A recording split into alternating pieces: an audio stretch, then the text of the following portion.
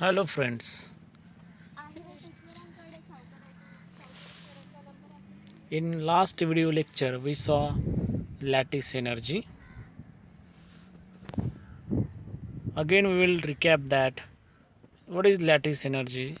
Lattice energy is the energy which is released when gaseous ions are brought from infinity to form a molecule of solid substance at 0 Kelvin is known as lattice energy or crystal energy. That means during the formation of 1 mole of solid substance at 0 degree Kelvin temperature, whatever the amount of energy released, that energy is called as lattice energy. This lattice energy is actually used to understand the strength of bond. Larger the lattice energy, stronger will be the ionic bond. That can be understood with the help of example of sodium chloride crystal. For sodium chloride crystals, how much amount of energy is released there? 769 joule per Kelvin, kilojoule per Kelvin, kilojoule per mole. That much amount of energy is going to lost, and therefore that sodium chloride crystal having the ionic bond. So that these lattice energies depends on following factors. So first factor is ionic radius, second one is ionic charge, and third one is electronic configuration of cations. All these three factors play an important role for the lattice energy. We will see here one by one. First factor is ionic radius. What is ionic radius? The radius of ion. How it is calculated? It is defined as the radius of ion. That means it is the distance between the center of that ion to that of outermost cell. That distance is called as ionic radius. But for understanding ionic radius for the crystalline solids or for a crystal lattice, you have to calculate by considering the radius of both cation as well as radius of anion. That means you have to consider interionic distance between them. This can be understood with the help of this diagram. Suppose this is a cation and this will be the anion.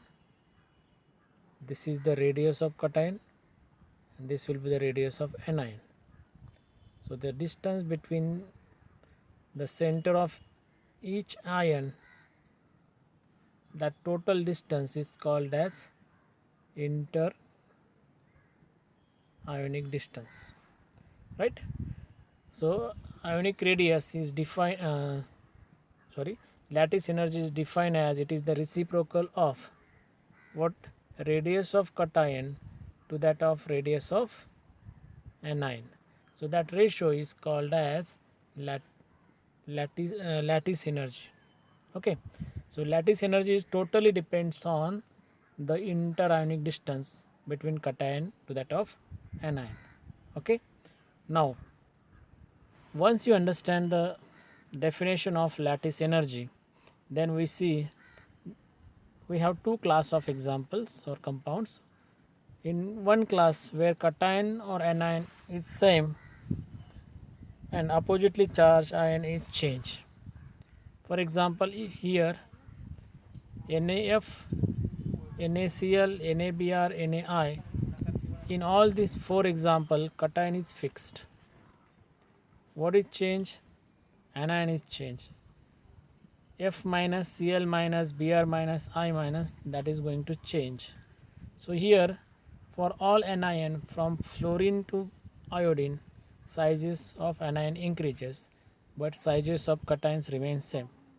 In this case you can observe that NaF having lattice energy 898 kilojoule per mole, and for sodium chloride lattice energy is 769 kilojoule per mole. So among these two example you can see that lattice energy decreases if the anion size increases.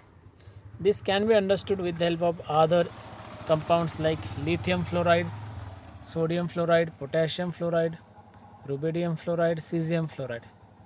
In all these examples, you can see that size of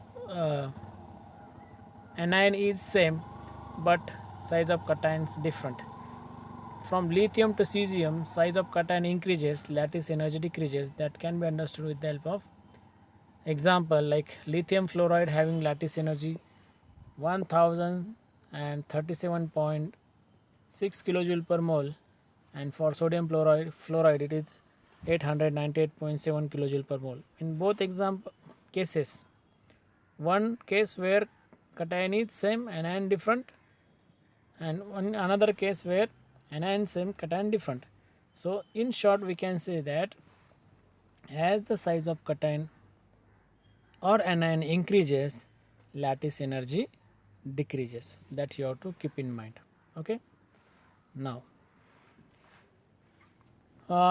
in the another hand, if cations in the compounds are very large, like cesium plus, rubidium plus, in such an example, lattice energy depends mainly on size of cation and not on size of anion because of slight difference in the variation. A small cation like Li plus, there is a considerable variation of lattice energy among rubidium fluoride, rubidium chloride, rubidium bromide and rubidium iodide.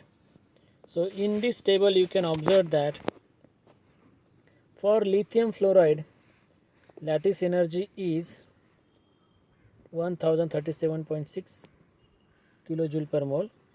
If you form a rubidium fluoride, then lattice energy will be what? 784 kilojoule per mole. So as size of cation increases, lattice energy decreases. When you go from fluoride to iodide, for anion point of view, size of anion increases. So size of anion increases, that means lattice energy goes on decreases. For example, for a column of lithium plus iron, when you vary different halides like FCl, BRI, lattice energy goes on decreasing. Same case you can see in a rubidium. When you goes from rubidium fluoride to rubidium iodide, as size of cation as well as anion increases, lattice energy of that particular crystals goes on decreasing. This is the very important phenomena that you have to keep in mind. Now, second factor is ionic charge. Here, ionic charge also important to decide the lattice energy, whether it is going to change or not. As the charge on ion increases, lattice energy also increases. That means greater the charge on ion, greater will be the lattice energy. This can be understood with the help of two examples. One is called as magnesium oxide and other is a lithium fluoride. In both example you can see for magnesium and lithium, when magnesium becomes magnesium 2 plus and lithium becomes lithium plus, at that time their sizes are comparable, not too much in difference.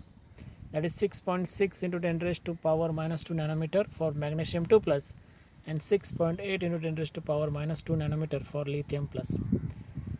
But if you observe that magnesium oxide is bivalent and lithium fluoride is a monovalent, valency is different. So for magnesium oxide, lattice energy will be higher. Why? Because ionic charge on magnesium oxide is higher, because it is a bivalent Mg2 plus or oxygen 2 minus, which is are bivalent in nature. So ionic charge increases, lattice energy also increases. That you have to remember as a second factor. Third factor is electronic configuration of cation. Electronic configuration is what actually the electronic distribution when that particular element have. So here when cation is formed, like Cu plus, Zn2 plus, Ag plus, Au plus, and Hg2 plus. At that time, in all cations which are listed here, they get D10 configuration. While getting a D10 configuration, cations transfer their ns electrons to the non-metals because of a shielding effect. D10 is shielded while ns orbital is non-shielded. So ns, whatever the electron present in a ns orbital, that is for s1, 5s1, whatever, that electron is transferred to non-metal, and which at thereby non-metal convert into anion. For example, Cu plus ion is formed by transfer of 4s electrons to Cl, and Cl form a Cl minus, and to form the compound CuCl. So every ionic molecule or ionic compound, there is a transfer of electron takes place from cation to anion and result into formation of ions, and that particular oppositely charged ions are held together by a strong electrostatic force of attraction. That strong electrostatic force of attraction is called as a ionic bond. In short, lattice energy increases in a molecules having cations with D10 configuration, because D10, after getting D10 configuration, that particular electron get shielding from the valence electrons, and that is one of the very important phenomena that we can see into the transition element as well as transition elements. Now next, these are three factors which are responsible for whether the lattice energy increases or decreases. Now, how we can calculate the lattice energy? This is another very important concept that you have to remember. Lattice energy is calculated by using three important equations. One is Born-Landis equation. Second one is Kaputonsky equation. Third one is a Born-Haber equations. So here, first equation is a lattice Born-Landis equation. So we will see how lattice energy is used to calculated by using a Born-Landis equation. So what is that? Born-Landis equation is used to calculate lattice energy by a theoretical concept. U is equal to capital A n capital A e raised to power 2 z plus z minus upon r in bracket 1 minus 1 upon n, where here n is a Avogadro's number, that is 6.022 into 10 to the power 23. E is the charge of electrons, Z plus and Z minus are the ionic charges. N is the empirical number which is varies from 8 to 12 depending upon ions in crystals. R is the internuclear distance. A is the Modelung constant which depends upon geometry of the crystals. So with the help of all these parameters, we can easily calculate the lattice energy of any ionic compounds. Another two equations, one is Kaputonsky and another is a Born-Haber equations, that we will see in next video lectures, and some important numericals on that particular equations. All these equations or all this content we will see into the next video lecture. So we will stop here. Okay, thank you for watching.